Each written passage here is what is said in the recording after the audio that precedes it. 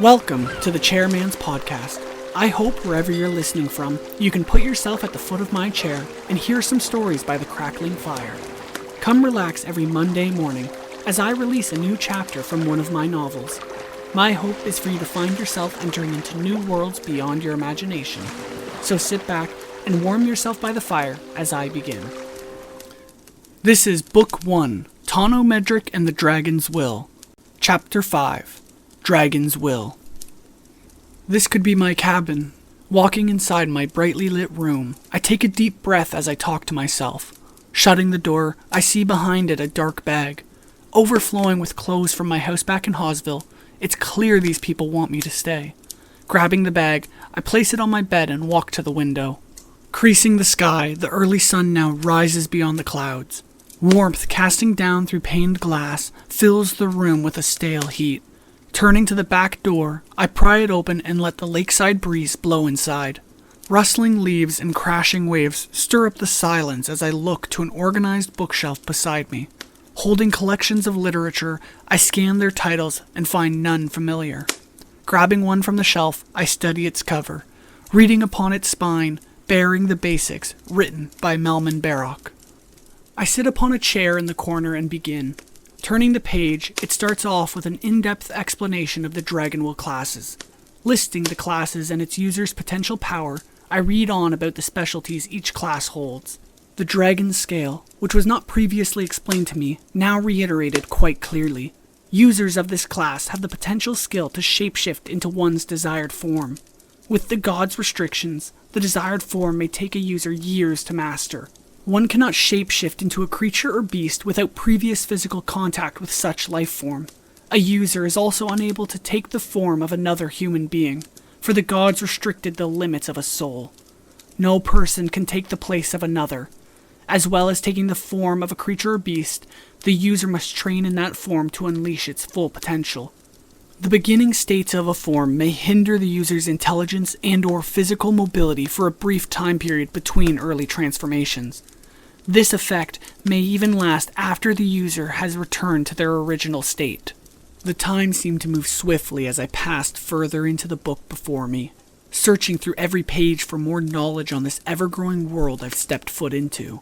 The distraction of this novelty kept me from the goal of learning about my dragon's eye, as Ray had wished me to do. However, continuing to study the history of the Dragon's Will, I dug deeper into the power I've been supposedly blessed with. The Dragon's Eye, the page read as I flipped from the previous chapter.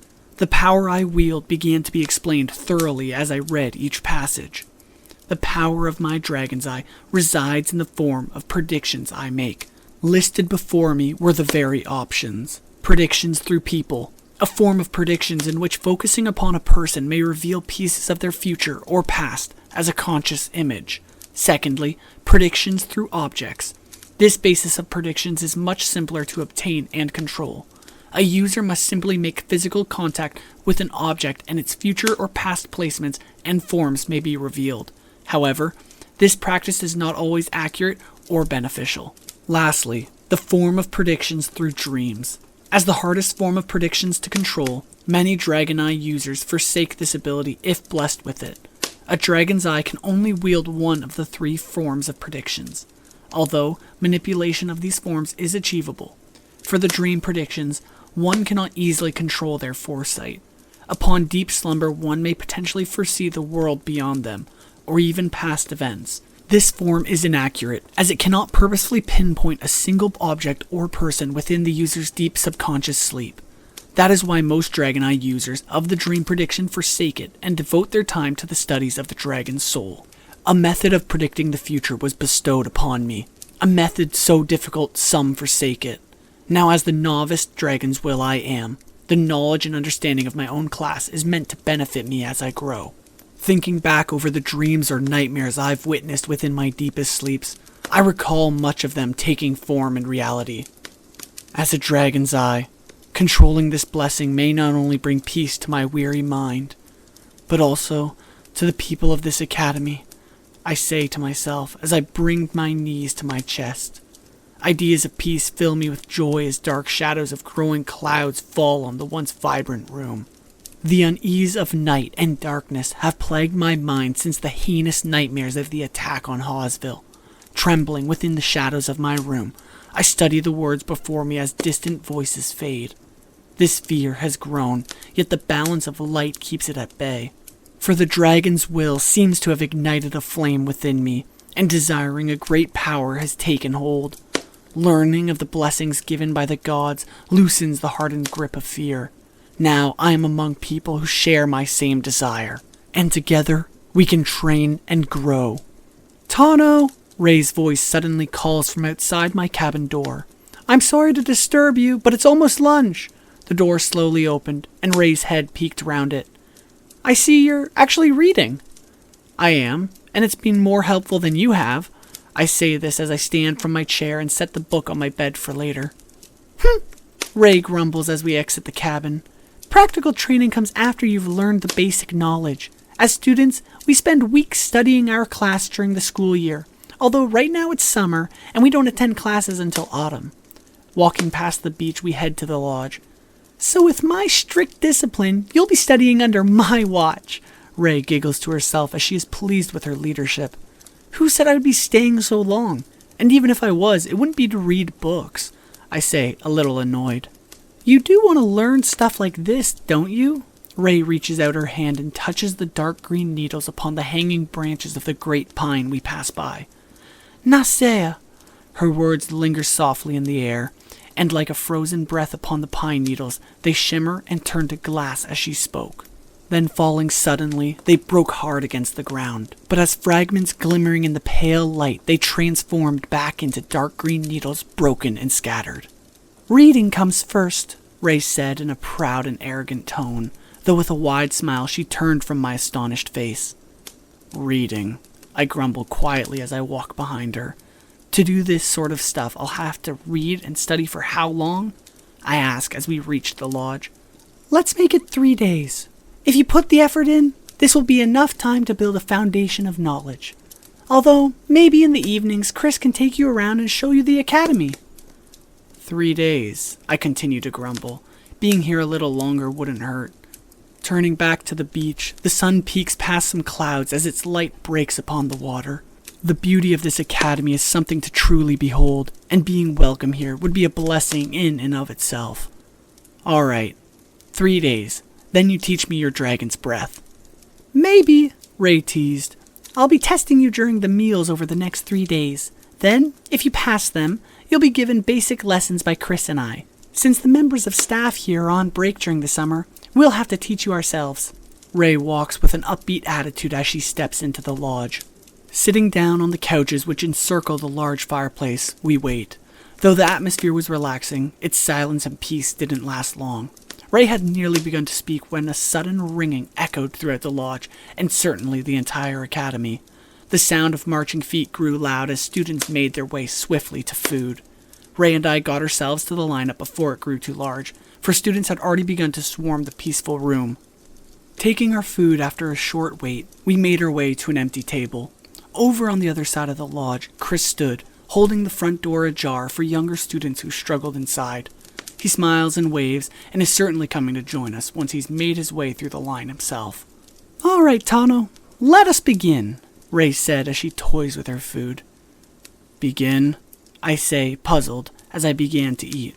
I said I would test your knowledge every meal for the next 3 days. That starts now. She said this with her fork in her mouth.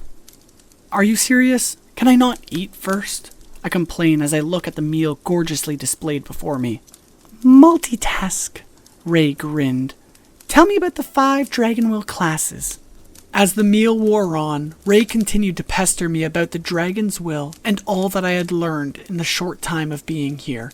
It wasn't until Chris arrived and interrupted her when she agreed to stop for the duration of this meal, though she insisted I be ready for supper, as she wanted me to go further in depth about my dragon's eye. After supper this evening, you're going to continue the tour, Ray told Chris as he ate his meal peacefully. Tauno agreed to study these next 3 days, instead of fooling around. She said this with a nod of approval towards me. You'll show him around then, won't you? Yes, of course, Chris agreed. But why'd you decide to go along with her training regimen? He turns and asks me. This is our summer break. You should be relaxing. Come this autumn. You could join the academy and learn this all then. He could, Ray cut in before I could say anything. But it would be better for him to get an early understanding. I mean, most of us are fairly well trained, and a complete novice wouldn't fit in well with the lessons. She pauses momentarily, and Chris gives her a disapproving look. Also, he needs to train as much as possible before Noctis attacks, she said confidently. Ugh. Chris groans, and slapping his hand on his forehead, he turns back to his food. You guys are expecting me to attend this academy in autumn? I say after a long silence between Ray and Chris. Of course, Ray says with a curious expression. Why wouldn't you? The thought of attending South Delra's academy never crossed my mind. Arriving here seemed unnecessary and was quite sudden.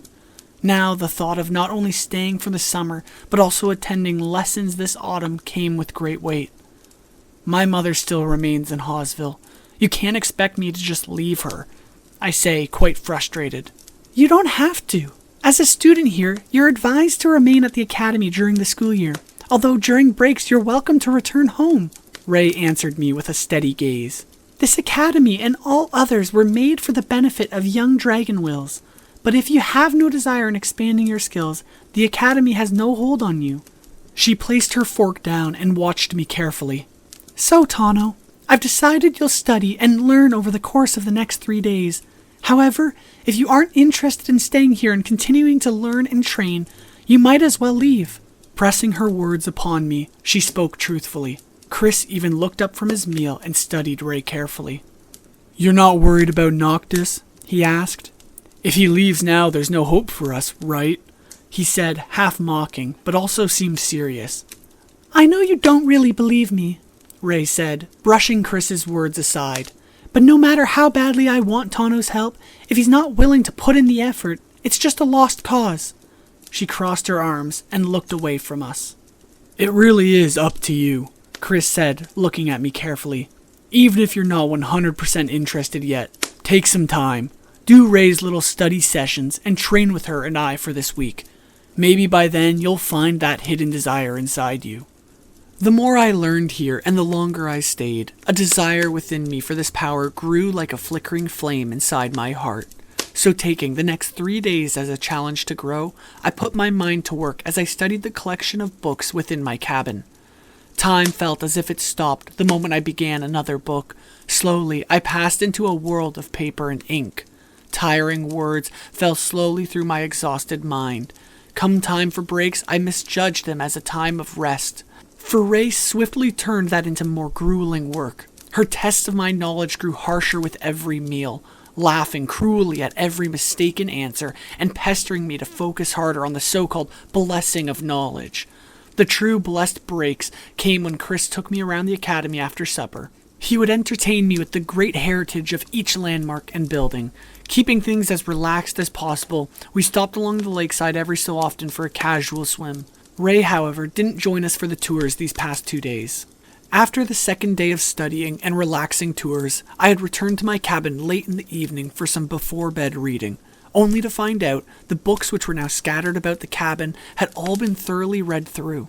Sadly, Ray didn't stop there. She arrived at the lodge the third morning, anticipating the completion of my own collection. In her hands she held a pile of books, which she had gained from the library behind the lodge. This would be the final stages of my research, 4 books to finish before supper this evening. The third morning passed slowly as I studied her Dragon's Breath book, the Book of Spells and Enchantments. It held a vast collection of healing spells used to mend open wounds or common illnesses. I wished for more creative spells, like her spear and the glass pine needles, but as time wore on, I went through the other 3 books. They held information on the combat aspects of the dragon's will.